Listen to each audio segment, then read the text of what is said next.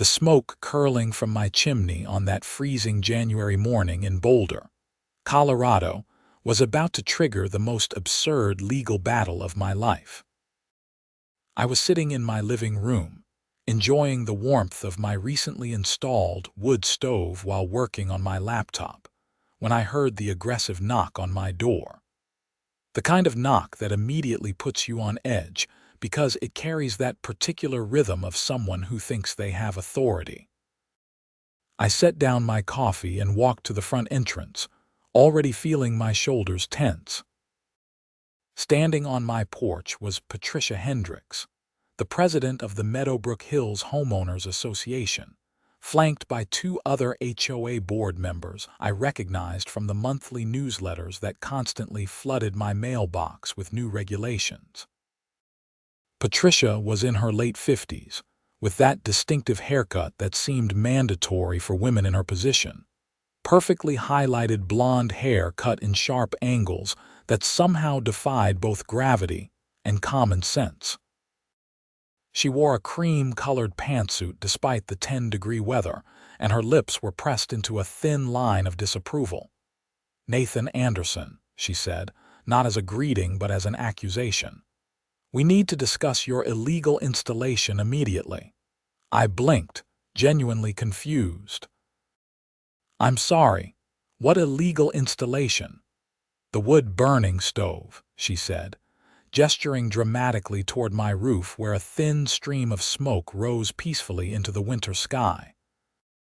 "You installed it without HOA approval, and wood-burning appliances are strictly prohibited under Section 7, Paragraph 12 of the Community Guidelines." I leaned against my doorframe, already feeling this was going to be a long conversation. "Patricia, I read through the entire HOA covenant before I bought this place 2 years ago.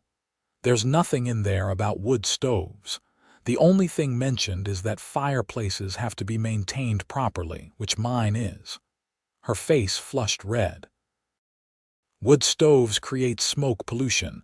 They're fire hazards and they decrease property values. This is unacceptable." "It's January in Colorado," I said, trying to keep my voice level. "I'm heating my home." The stove was professionally installed by a licensed contractor with all the proper permits from the city. Everything is up to code. The man to Patricia's left, whose name I thought was Gerald something, spoke up. "The HOA covenant supersedes city regulations when it comes to aesthetic and safety concerns within the community." "That's actually not how laws work," I replied. "But even if it were, show me where in the covenant it says I can't have a wood stove."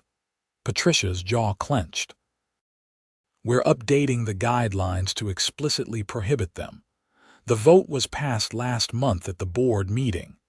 "Great," I said, "but that doesn't apply retroactively to something I installed 3 weeks ago. And even if you want to grandfather it in, you'll need approval from the majority of homeowners, not just the board." "We'll see about that," Patricia snapped. "Consider this your official warning. Remove the wood stove within 30 days or we'll be forced to take legal action." "You do what you need to do," I said, feeling my patience wearing thin. "But I'm not removing a legally installed heating appliance from my home because you don't like the look of smoke." She turned on her heel and marched away, her entourage following behind her like she was leading a tiny, angry parade. I closed the door and took a deep breath. My wife Rachel had warned me when we moved into Meadowbrook Hills that the HOA had a reputation for being overzealous, but I had foolishly thought that meant they'd get upset about lawn height or Christmas decoration timelines. I never imagined they'd try to control how I heated my own house. The next day, I received a certified letter from the HOA demanding immediate removal of the wood stove and threatening daily fines of $200 if I didn't comply. I called my real estate attorney, Martin Chen, who I'd used when purchasing the house. "Nathan, good to hear from you," Martin said when his secretary put me through. "What can I do for you?"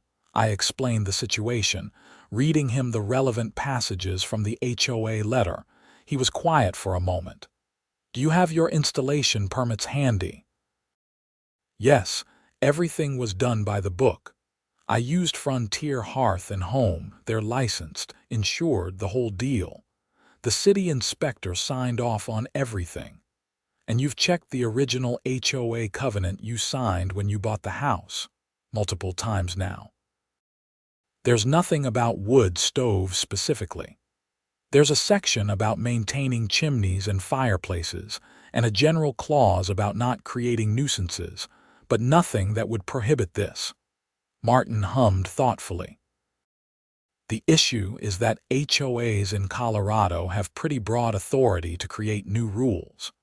However, they typically need to give homeowners notice and opportunity to comment before implementing rules that would require expensive modifications to existing structures. When did they pass this new rule? According to Patricia, last month, but I was never notified of any vote, and it wasn't in any of the meeting minutes they send out. That's interesting, Martin said. Let me do some digging. In the meantime, don't remove the stove, but document everything. Take photos, keep all your permits in a safe place, and save every communication from the HOA. They're threatening fines. Let them threaten. If they actually try to collect, we'll fight it. Colorado law requires HOAs to follow their own procedures, and if they're making up rules on the fly without proper notice, they're in violation. I felt slightly better after talking to Martin, but the situation was about to get much worse. 3 days later, I was working from home again, the wood stove keeping my house comfortably warm while an icy wind rattled the windows, when I heard sirens approaching.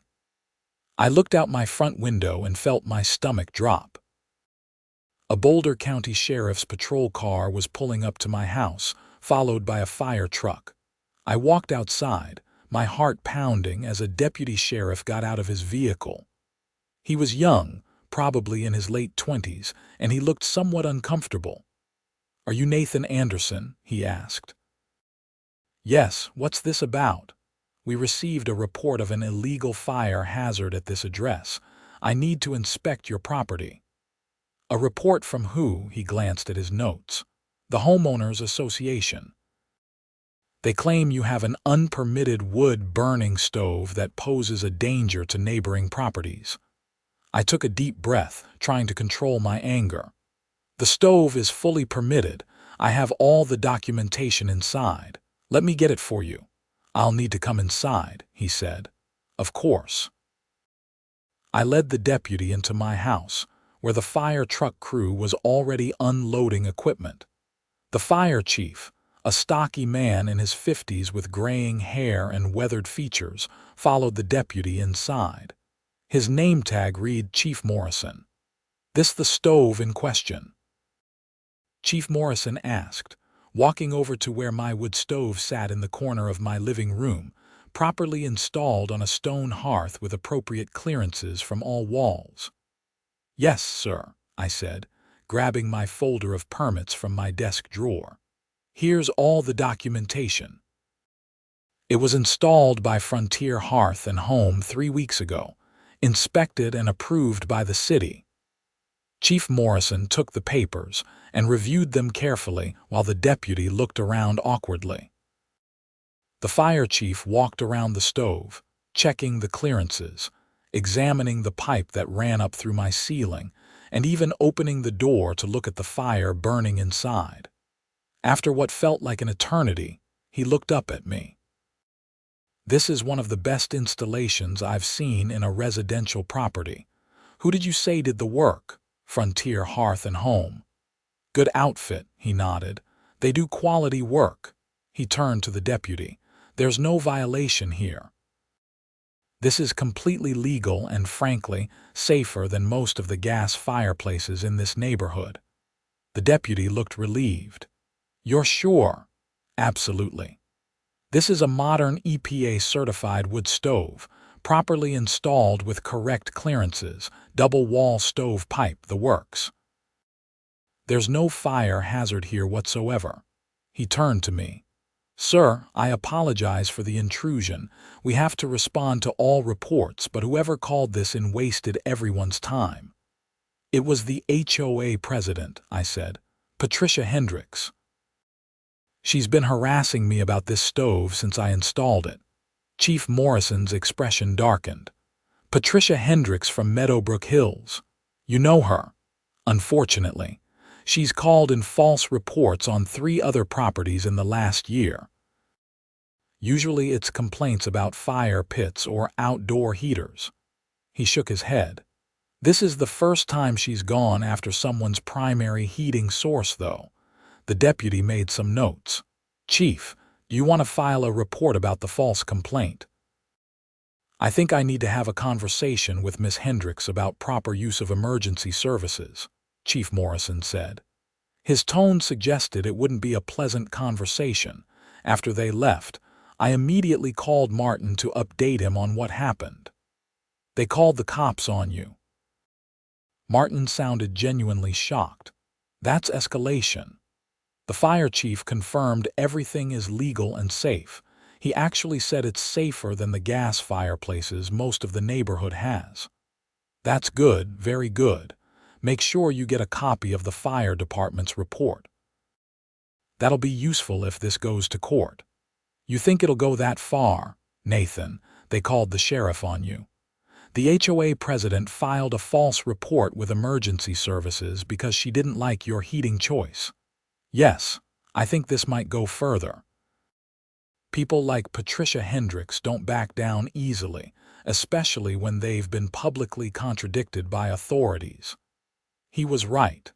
The following week, I received another certified letter. This one informed me that I was being fined $5,000 for installation of prohibited equipment, and that the daily fines of $200 would begin immediately if I didn't remove the stove within 72 hours. Additionally, the letter stated that I was banned from all HOA common areas and amenities until the violation was corrected. I was furious. I called Martin immediately.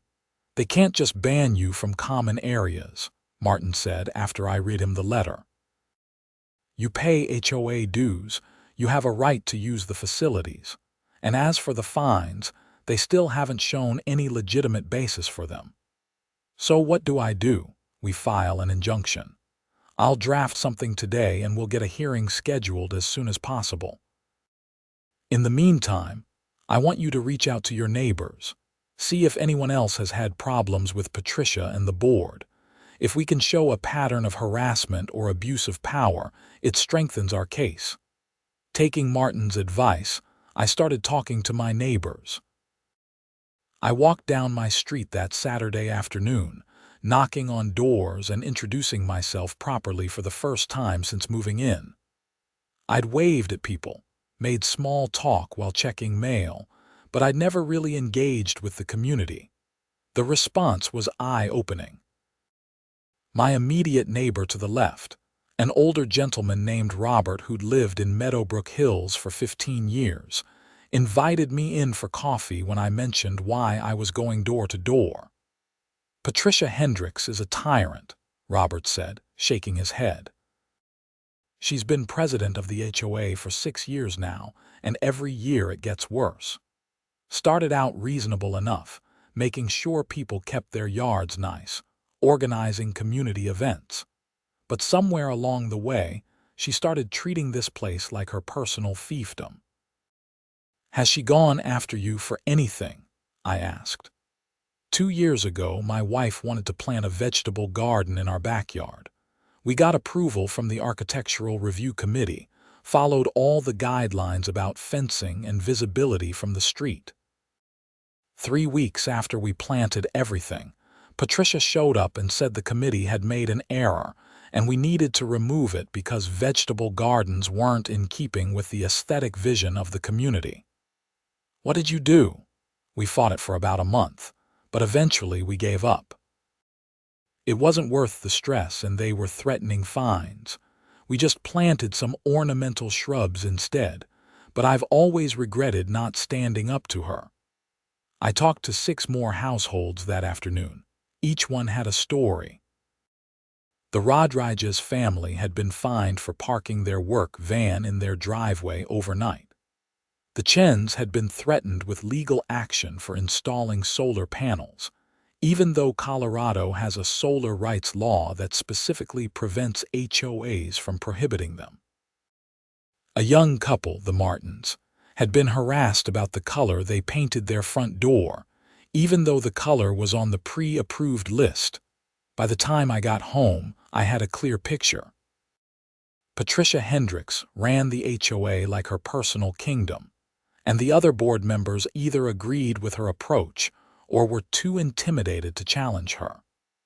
Most homeowners had chosen to comply rather than fight because the time and expense of battling the HOA seemed worse than just giving in. But I wasn't most homeowners, and I wasn't giving in. Martin filed our injunction on Monday morning. The hearing was scheduled for 2 weeks out, which felt like an eternity given that the HOA's deadline for removing the stove was rapidly approaching. What happens if they try to enter my property to remove the stove themselves? I asked Martin during one of our preparation calls. They won't. That would be criminal trespass and potentially destruction of property. Even Patricia Hendricks isn't that foolish. They'll escalate to placing a lien on your property or trying to force a sale, but that's a lengthy legal process, and we'll have our injunction hearing long before they could make any real moves. The day before the hearing, I received a visit from 2 other Meadowbrook Hills homeowners. Sarah Williams and David Park had heard about my legal battle through the neighborhood gossip network and wanted to help. "We're willing to testify if it helps," Sarah said. She was in her early 40s, a lawyer herself who worked in environmental law. Patricia and the board have overstepped so many times, but everyone's been too afraid to challenge them properly. If you're actually taking them to court, a lot of us want to support that. "I appreciate it," I said. "Let me talk to my attorney and see if witness testimony would be useful." Martin was thrilled. "Absolutely. If we can show the judge that this is part of a pattern of harassment and overreach, it makes our case much stronger. Have them both come to the hearing." The hearing took place in Boulder County Court on a cold Wednesday morning. The courtroom was smaller than I expected, with wood paneling and fluorescent lights that gave everything a slightly surreal quality. Martin and I sat at one table, while Patricia Hendricks sat at another with the HOA's attorney, a sharp-looking woman in her 30s named Elizabeth Crane. Judge Margaret Foster presided, a woman in her 60s with silver hair and an expression that suggested she'd seen every kind of nonsense humanity had to offer and wasn't impressed by any of it. "This is a hearing on the plaintiff's request for a temporary injunction against enforcement of HOA fines and restrictions," Judge Foster said, looking over her reading glasses at both tables. "Mr. Chen, you represent the plaintiff?" "Yes, Your Honor," Martin stood. "Nathan Anderson is seeking an injunction against the Meadowbrook Hills HOA's attempt to fine him and restrict his access to common areas based on his legal installation of a wood-burning stove in his residence." "Miss Crane," Elizabeth Crane stood smoothly. "Your Honor, the HOA has legitimate authority under Colorado law to regulate installations and modifications that affect community safety and property values. The defendant's installation of a wood-burning stove violates community standards and creates legitimate safety concerns." "Mr. Chen, present your case." Martin was thorough. He presented copies of my permits, the city inspection approval, and most importantly, the official fire department report from Chief Morrison stating that the installation was not only legal but exemplary in its safety features. He also presented the original HOA covenant I'd signed when purchasing the house, highlighting the absence of any prohibition on wood stoves. Your Honor, there is no legal basis for the HOA's actions. My client followed all applicable laws and regulations. The HOA has attempted to retroactively apply rules that don't exist in the governing documents all homeowners agreed to. Furthermore, they've escalated to filing false reports with law enforcement and emergency services, which Chief Morrison can attest to if needed. Judge Foster looked at Elizabeth Crane. Miss Crane, what's your response to the allegation that the HOA covenant doesn't actually prohibit wood stoves? Your Honor, the HOA board passed a new regulation regarding wood-burning appliances at their December meeting. The board has authority under Section 23 of the covenant to enact new rules for the health, safety, and welfare of the community. When was this new regulation communicated to homeowners? There was a pause. Elizabeth Crane glanced at Patricia, who whispered something to her. The regulation was passed at a board meeting and documented in the meeting minutes. That's not what I asked, Judge Foster said dryly.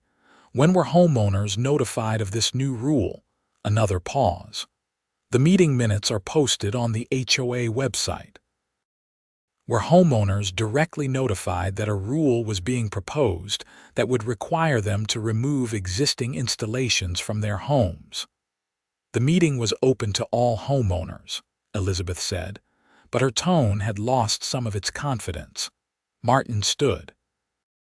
Your Honor, if I may, my client never received notice of any such meeting or proposed rule change. Additionally, we've spoken with numerous other homeowners who were similarly unaware. The HOA covenant requires 30 days notice for any rule changes that would require homeowners to modify their properties, and 60 days notice for changes that would result in costs exceeding $1,000. The removal and replacement of a primary heating source would certainly exceed that threshold. Judge Foster looked at the documents in front of her, then back at Elizabeth Crane. Do you have proof that proper notice was given? The minutes were posted according to standard procedure, Elizabeth repeated. Miss Crane, I'm going to ask you directly. Did the HOA send individual notice to homeowners about this proposed rule change before voting on it? I watched Elizabeth Crane's face. She was a professional, but I could see the exact moment she realized her client had put her in an impossible position. No, Your Honor. The board voted on the rule at their regular meeting. How many homeowners attended this regular meeting? Elizabeth looked at Patricia again. I believe it was just the board members. Judge Foster removed her glasses and set them on the bench. So let me make sure I understand. The HOA board met privately, voted to enact a rule that would force at least one homeowner to remove a legally installed heating system at significant personal expense, did not notify affected homeowners in advance, did not provide opportunity for comment, and then began levying fines and restrictions immediately. Do I have that right? Your Honor, the board was acting within their authority to address safety concerns, Elizabeth tried. Except there are no safety concerns, Martin interjected. The fire chief certified that the installation is safe. The city inspector certified it. There is no legitimate safety issue here. Judge Foster looked at Patricia Hendricks directly. Miss Hendricks, why did you file a report with the sheriff's department claiming an illegal fire hazard? Patricia stood, her face flushed. Your Honor, I was acting in good faith based on my concerns as HOA president. Did you have any evidence of an actual fire hazard? The smoke from the chimney was visible throughout the neighborhood. Is smoke from a chimney illegal? No, but is it evidence of a fire hazard? Patricia pressed her lips together. I believed it warranted investigation. And when the fire chief told you there was no hazard, why did you continue to levy fines? The HOA has aesthetic standards. Wood smoke is unpleasant and affects property values. Do you have any evidence that Mr. Anderson's wood stove has affected property values? Silence. Judge Foster put her glasses back on. Here's what I'm going to do. I'm granting the temporary injunction. The HOA is prohibited from collecting any fines related to the wood stove, and Mr. Anderson's access to common areas is immediately restored.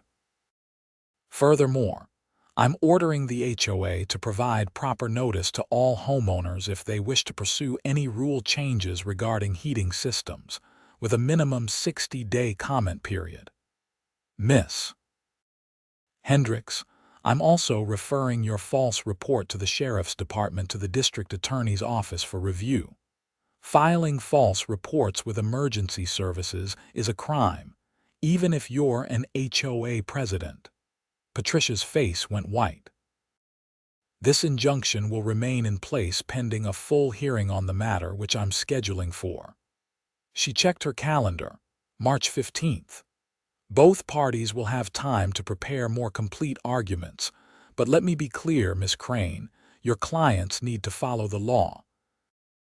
HOA authority is not unlimited, and it certainly doesn't extend to harassing homeowners who have done nothing wrong. This hearing is adjourned. I felt relief wash over me as we stood. Martin shook my hand. That went as well as we could have hoped.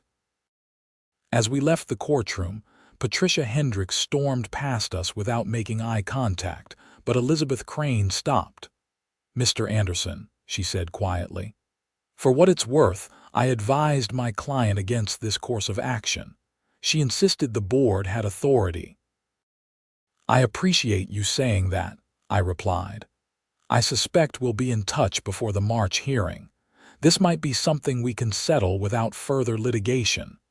After the hearing, word spread fast through Meadowbrook Hills. I got calls and visits from neighbors congratulating me, sharing their own HOA horror stories, and asking if I'd consider running for the board in the next election. But Patricia wasn't done. 2 weeks after the hearing, I came home from running errands to find a code enforcement officer from the city inspecting my roof. I parked and walked over. "Can I help you?" I asked. The inspector, a tired-looking man in his 50s, turned to me. "You the homeowner?" "Yes, Nathan Anderson." "Got a complaint about unpermitted modifications to your chimney. I need to inspect your wood stove installation." I felt anger rising but kept my voice calm. "I have all my permits. The installation was already inspected and approved. I still need to verify. It's a new complaint." "Filed by Patricia Hendricks." He didn't answer, which was answer enough. I let him inside and showed him my permits again. He spent 30 minutes checking every aspect of the installation, comparing it against code requirements, taking photos and measurements. Finally, he straightened up. "Everything's perfect. Better than perfect, actually. Whoever installed this knew what they were doing. So no violation, none whatsoever. I'll file my report and close out the complaint." He paused at the door. "Between you and me, you should file a harassment complaint with the city. If someone is repeatedly filing false code enforcement complaints, there are penalties for that." After he left, I called Martin again. Patricia filed another false report, this time with code enforcement. Martin sighed. "She's digging herself deeper." "Document this. Get a copy of the inspector's report and add it to our case file. At this point, she's establishing a clear pattern of harassment. The judge is not going to be happy about this." The next HOA board meeting was scheduled for the first Tuesday of February. Normally, I never attended these meetings, but given everything that had happened, I decided it was time to show up. The meeting was held in the community clubhouse, a nice facility with a large meeting room. When I arrived, about 15 other homeowners were already there, which I learned was unusually high attendance. Normally, only 3 or 4 people showed up besides the board members. Patricia's face tightened when she saw me walk in, but she couldn't very well kick me out of a meeting that was supposed to be open to all homeowners. The meeting started with standard business: approval of minutes from the last meeting, a treasurer's report showing the HOA's finances. Then they moved to new business.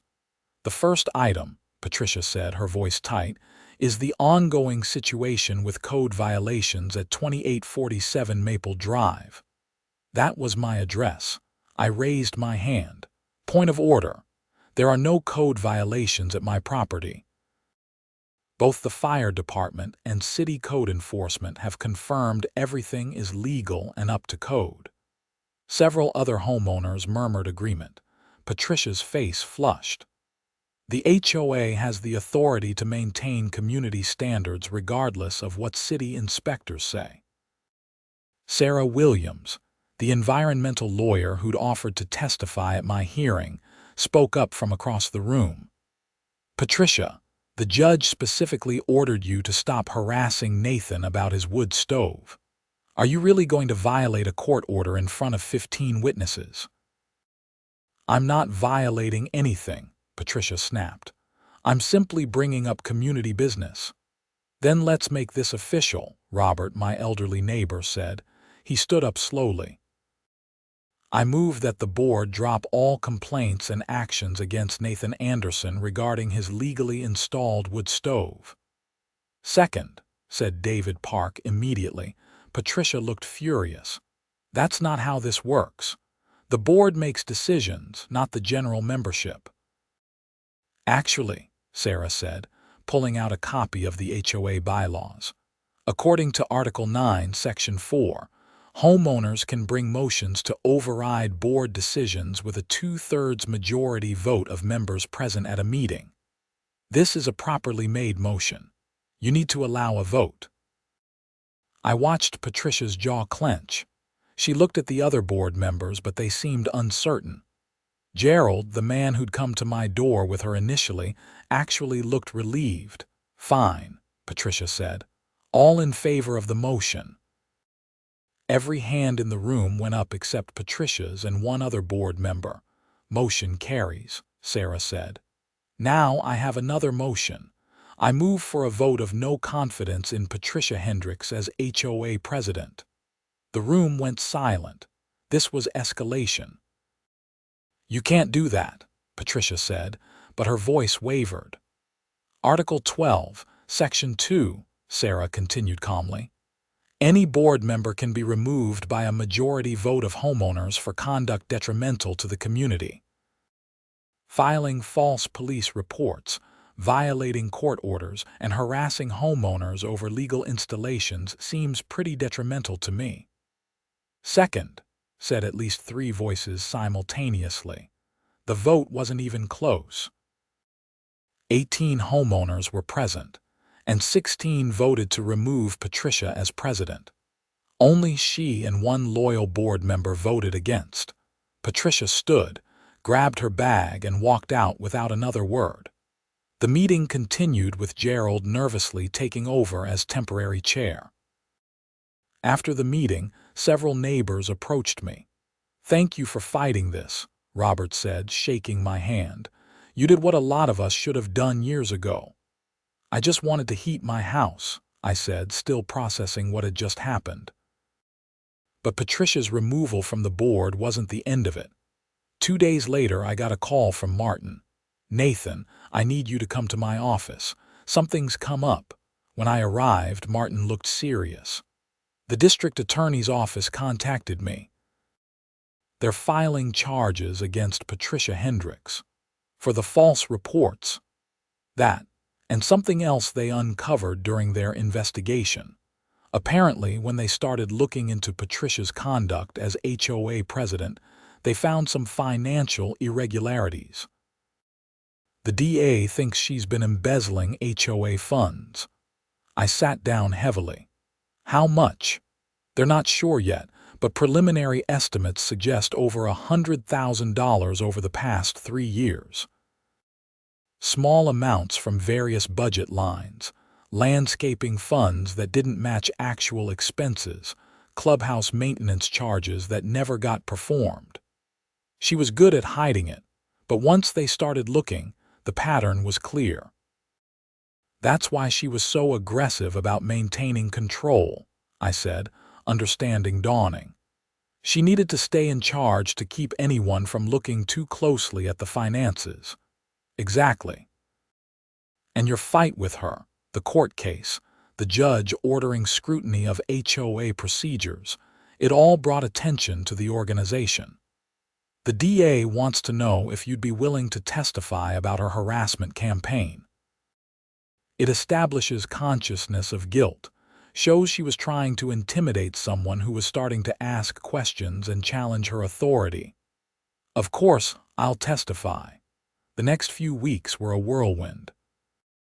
The HOA hired a forensic accountant who confirmed that Patricia had been systematically stealing from the community funds. She'd been inflating budgets, approving payments to fake vendors, and pocketing the difference. The harassment of homeowners, the aggressive enforcement of petty rules, it had all been about maintaining enough fear and control that nobody looked too closely at what she was actually doing with HOA money. The Meadowbrook Hills community was in shock. Emergency meetings were held, a new board was elected with Sarah Williams as president, and efforts began to recover the stolen funds. Patricia Hendricks was arrested in mid-February.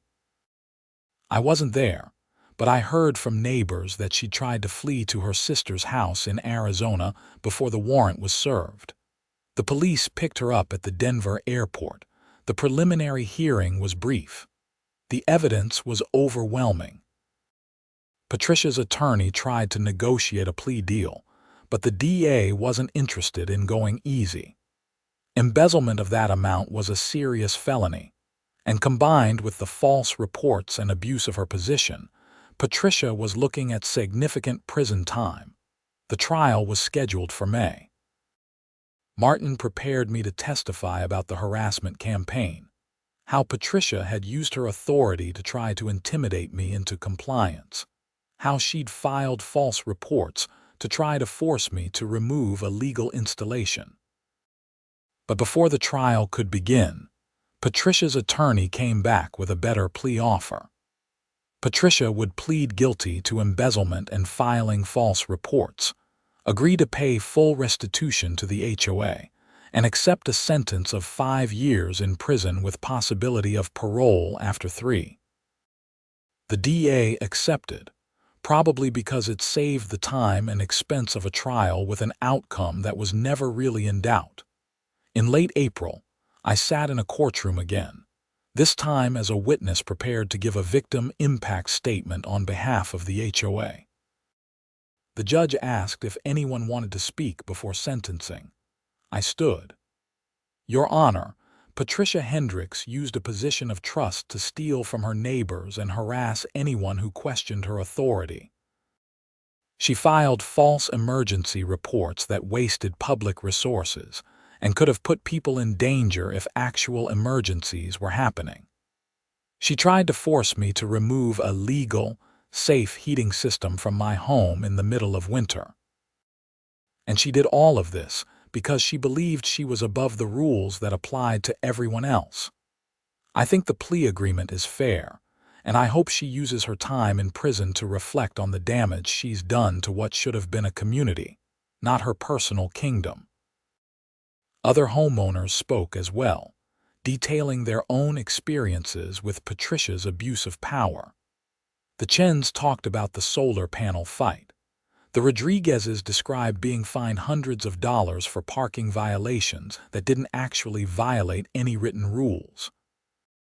Robert spoke about his wife's vegetable garden and how Patricia's vindictiveness had taken away something that brought his wife joy in her final years before she passed. The judge listened to everything, then turned to Patricia. Miss Hendricks, do you have anything to say? Patricia stood. She looked smaller than she had the first time she'd appeared at my door, less certain of herself. I'm sorry for what I did. I let the power go to my head and I made terrible choices. I know that's not enough, but it's all I can say. The judge accepted the plea agreement and sentenced Patricia to 5 years in prison. She was led away in handcuffs, and I felt no satisfaction in seeing it, just exhaustion and relief that it was over. The new HOA board worked hard to repair the damage Patricia had left behind. Sarah Williams proved to be an excellent president, focused on building community rather than enforcing arbitrary rules. One of her first actions was to formally review all the regulations Patricia had implemented or enforced, eliminating dozens of petty rules that served no legitimate purpose. The wood stove issue was officially resolved with a new, properly noticed and voted upon regulation that simply required homeowners to follow all applicable fire and building codes for any heating installations, which was what I'd been doing all along. In late summer, the HOA organized a community barbecue at the clubhouse. It was better attended than any event in years, with neighbors actually talking to each other, sharing stories, rebuilding the sense of community that Patricia's reign had eroded. I was manning one of the grills when Robert came over with a beer for me. "Never thought I'd see Meadowbrook Hills like this again," he said, looking around at kids playing, people laughing, neighbors who'd barely spoken in years now chatting like old friends. "Like what?" I asked. "Like a neighborhood instead of a dictatorship." I took a sip of the beer and smiled, all because I wanted to heat my house with wood. "No," Robert said, shaking his head, "because you were willing to stand up to a bully. The wood stove was just the excuse." As fall approached and the weather started to turn cold again, I fired up my wood stove for the first time since the previous winter. The familiar warmth filled my living room, and I sat down with a book, enjoying the quiet crackle of the fire. My phone buzzed with a text from Sarah Williams. "HOA board meeting next Tuesday, 7 p.m. at the clubhouse. We're voting on the budget for next year. Hope you'll attend. We could use more engaged homeowners like you." I replied that I'd be there. The whole experience had taught me something important. HOAs aren't inherently bad. They're just organizations run by people, and they're only as good or bad as the people running them.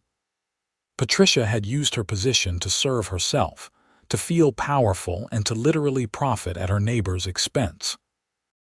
But people like Sarah, Robert, David, and others were now using the same organization to actually build and serve a community. That winter was one of the coldest on record in Colorado. My wood stove kept my house warm and comfortable while my heating bills stayed reasonable.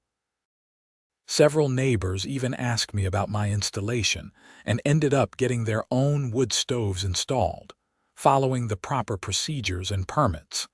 The smoke from my chimney on cold mornings became a normal sight in Meadowbrook Hills.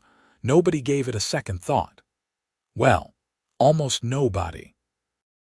One morning in December, I was checking my mail when I saw a middle-aged woman I didn't recognize standing at the end of my driveway, staring at my chimney with her arms crossed and a disapproving expression on her face.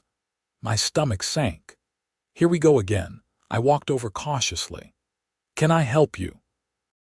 She turned to me, and I braced myself for another confrontation about my wood stove.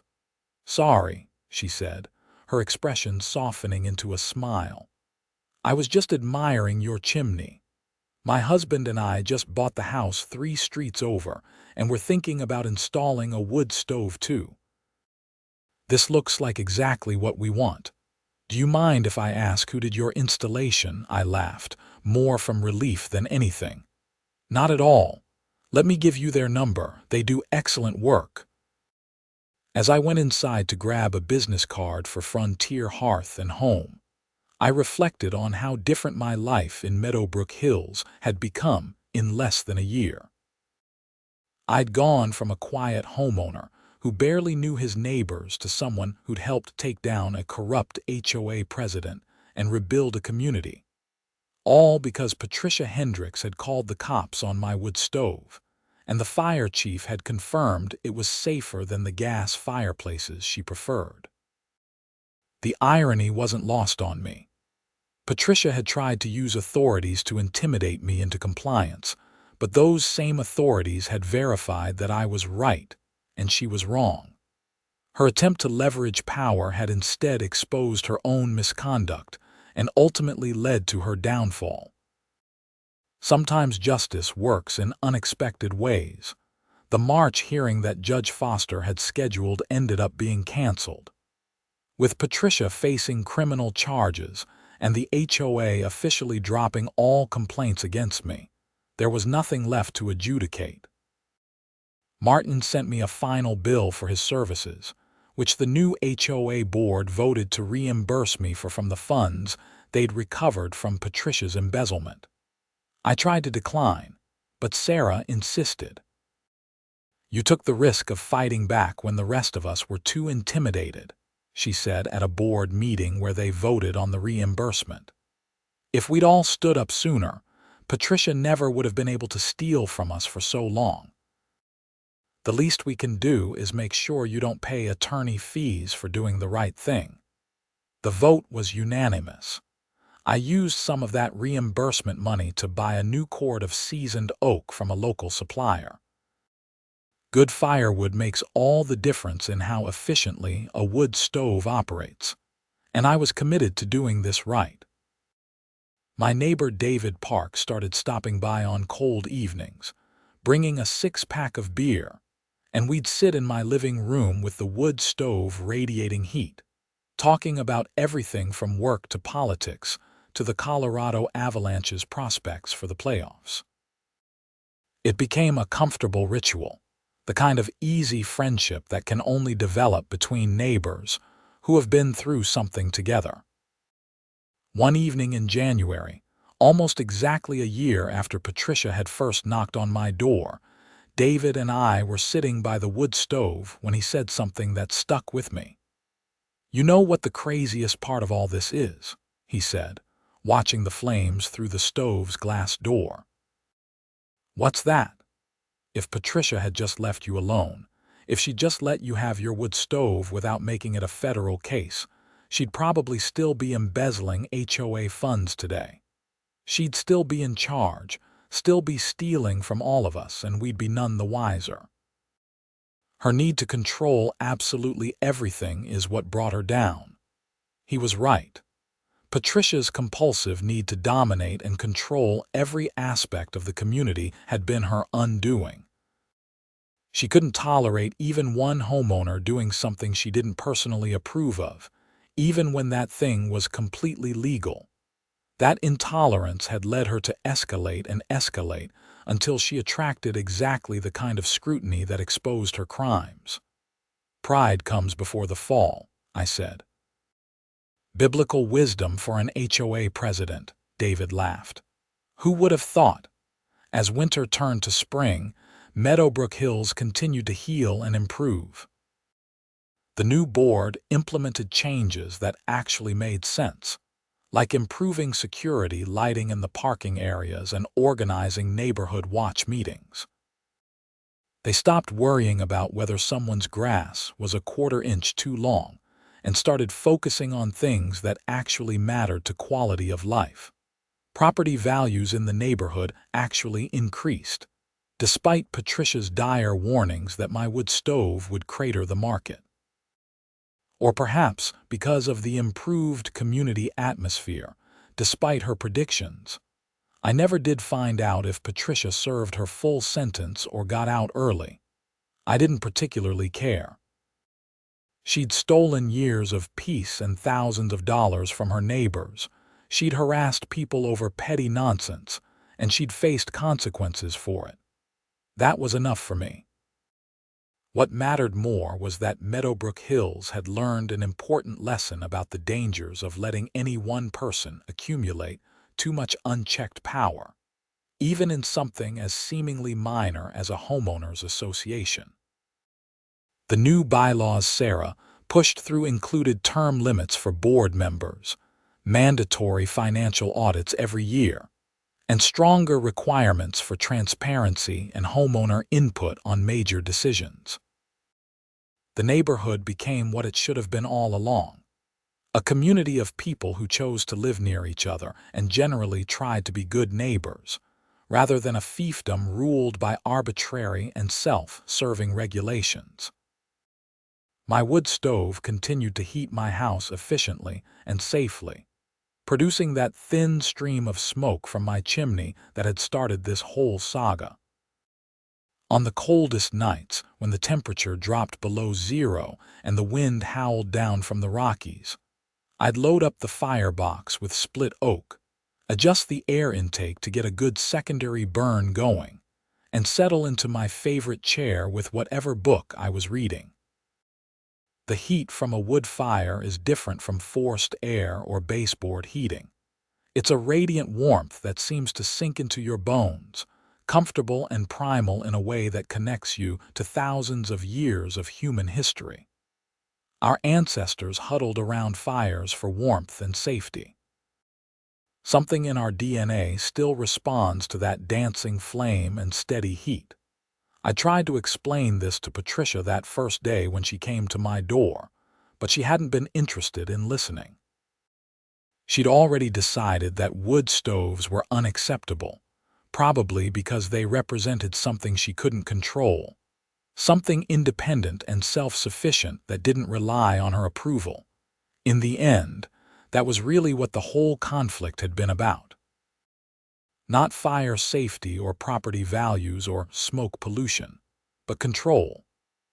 Patricia had needed to control everything in her domain, and I'd represented a challenge to that control simply by making a choice about how to heat my own home. The fact that her need for control masked criminal conduct was almost secondary. Even if she hadn't been embezzling, even if she'd been completely honest financially, her approach to running the HOA would still have been toxic and destructive to community life. The embezzlement just made her downfall more dramatic and her sentence more severe. There's a broader lesson in there somewhere about petty tyranny and the corruption of small-scale power, but I'm not a philosopher. I'm just a guy who wanted to heat his house with a wood stove and ended up accidentally taking down a corrupt HOA president in the process. Sometimes life is strange that way. As I write this, it's been nearly 2 years since the whole situation started. Patricia is still in prison, serving her sentence. The HOA has recovered most of the stolen funds through asset seizure and restitution payments. Sarah Williams was re-elected as HOA president by an overwhelming margin, and Meadowbrook Hills has become the kind of neighborhood where people actually want to serve on the board rather than avoiding it. My wood stove is still going strong, professionally maintained and operating safely. I had it inspected again last fall, and the technician from Frontier Hearth and Home said it looked great for 2 years of regular use. Chief Morrison from the Boulder Fire Department retired last year, and at his retirement party, someone apparently told the story of how he'd shut down an HOA president's false report about my wood stove with a single inspection. According to my neighbor who attended the party, Morrison said it was one of his favorite calls of his entire career, because he got to educate someone about fire safety, while simultaneously deflating an officious busybody who thought she knew better than actual experts. I wish I could have been there to hear him tell it.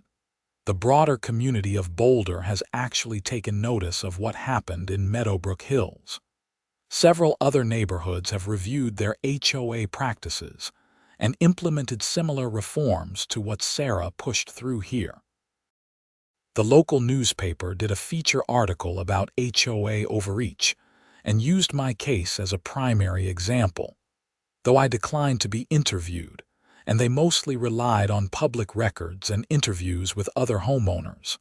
I value my privacy, and I'd already been through enough drama. I didn't need to become the poster child for HOA reform, even if my wood stove had inadvertently sparked some positive changes. What I value most now is the simple pleasure of living in a real community. The neighborhood has regular gatherings now, not just mandatory HOA meetings, but actual social events where people come together because they want to, not because they're afraid of being fined if they don't show up. Last summer's block party was attended by nearly every household in Meadowbrook Hills.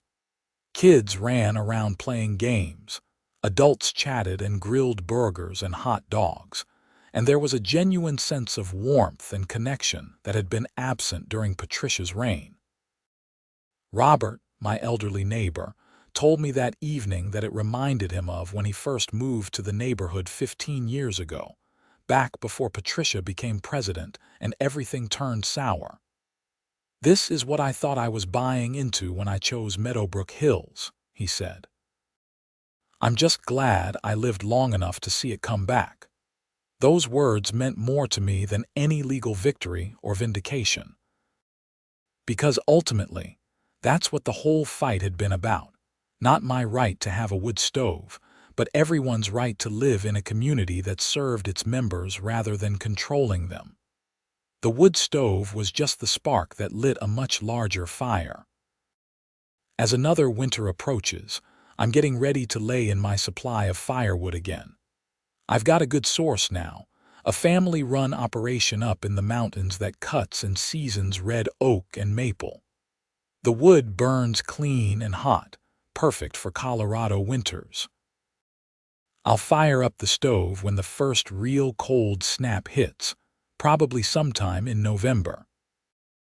That thin stream of smoke will rise from my chimney again, visible throughout the neighborhood, and nobody will care because it's just another house being heated, another homeowner making choices about how to live comfortably in his own property, which is exactly how it should be. Sometimes I think about how different things might have been if I just complied with Patricia's initial demand to remove the stove. I would have spent thousands of dollars replacing a perfectly good heating system with something less efficient and more expensive to operate. Patricia would have remained in power, continuing to steal from the HOA and harass other homeowners. The neighborhood would have continued its slow decline into a paranoid, rule-bound community where nobody trusted their neighbors and everyone lived in fear of the next violation notice. All of that suffering and theft and abuse would have continued, simply because I chose not to fight back over what seemed like a small issue. But it wasn't a small issue. That's what I learned.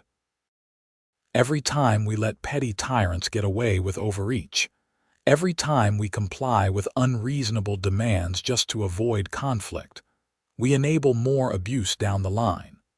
Standing up for yourself, even over something as simple as a wood stove, can have ripple effects you never anticipate. I didn't set out to be a hero or a reformer. I just wanted to heat my house efficiently and affordably. But by refusing to back down in the face of unjust demands, by insisting on my legal rights even when threatened with fines and harassment, I accidentally became the catalyst for positive change in my community. There's something both humbling and empowering about that realization. The fire chief was right, by the way. My wood stove is safer than most of the gas fireplaces in Meadowbrook Hills. Modern EPA-certified wood stoves have multiple safety features. They're tested and certified, and when properly installed and maintained, they're remarkably safe.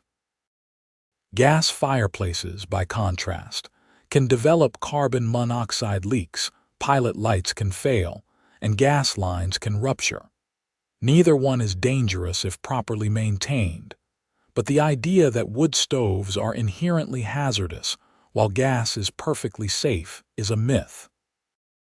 Chief Morrison knew that, the city inspector knew that, and eventually even Patricia's own attorney had to acknowledge it in court. Facts matter.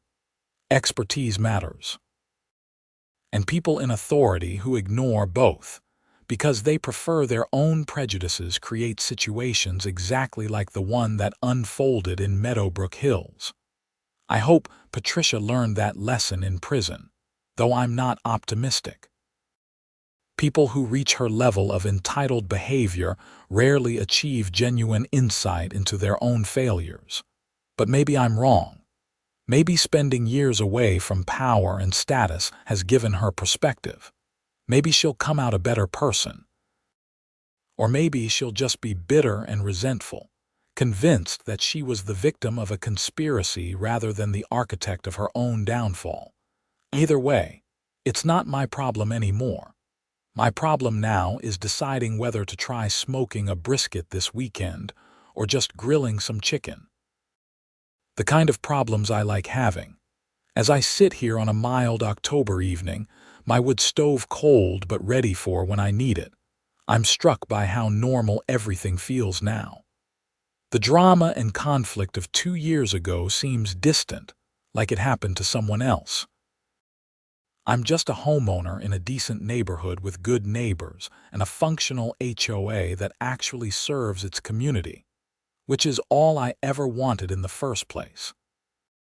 The wood stove saga taught me that standing up for yourself matters, that communities are only as healthy as their willingness to confront abuse, and that sometimes the smallest conflicts reveal the largest problems. It also taught me that I have good neighbors who were just waiting for someone to take the first stand against injustice. Once I did, they rallied around and supported the cause. That's worth more than any legal victory.